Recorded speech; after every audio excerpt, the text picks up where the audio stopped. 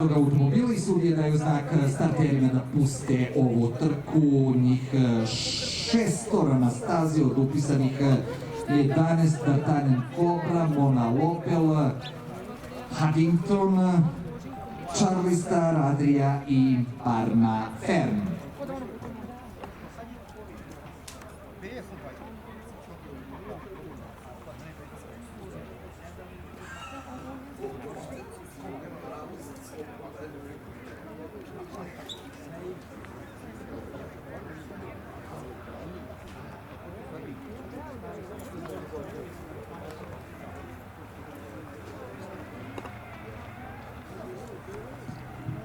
Start trke isprednjačio Charlie Star sa Stefanom Sibinovićem, vojvođansko-leskovačka kombinacija, ajmo tako da se izrazimo. Druga pozicija sada za Parmu Fern sa Borisom Kečenovićem, na trećoj D'Artagnan Cobra, ali spašće on na četvrtu, jer na treću poziciju izlazi Adria sa Milanom Tasićem. To je prva četvorka nadmetnja PG Čopanov, Srbobran, čelo za Charlija Stara Ljubinca, Borisa Surle iz Novog Sada, Stefan Sibinović juče ostvario prvu pobedu u karijeri na Pančevačkoj stazi, druga pozicija za Parmu Fern sa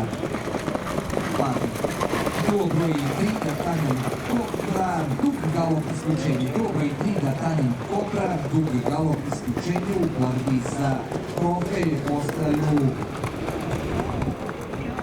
Mona Lopel, Huntington, Charlie Star, Adria i Parma Fern. Sada promena, čelo preuzima Parma Fern, rekao smo u najavi, prvi šans ovog nadmetenja, ali za protivnika pre svega će morati da računa sa Charlijem Starom i Adrijom, koja pokušava sa te treće pozicije da reši Charlija Stara i Stefana Sibinovića. Na posledku na četvrtoj je Mona Lopel, Lazar Balažević, čelo i dalje za Parmu Fern, kći Laki Boja i Kobile Palmire Fern ima 4 lete, ima jednu sasvim solidnu sezonu za sobom, uvećava prednost Parma Fern u odnosu na Charlija Stara. Adria sve dalje od Charlija Stara, sada će pokušati da je napadne i obiđe u završnim metrima i Mona Lopel sa Lazarom Balaževićem.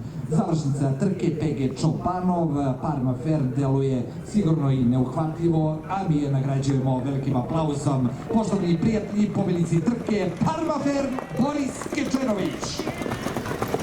Drugo mesto za Charlija Stara i Stefana Sibinovića, na trećoj poziciji upravo tako Mona Lopel i Lazar Balažević, na posledku Adria sa Milanom Tasićem.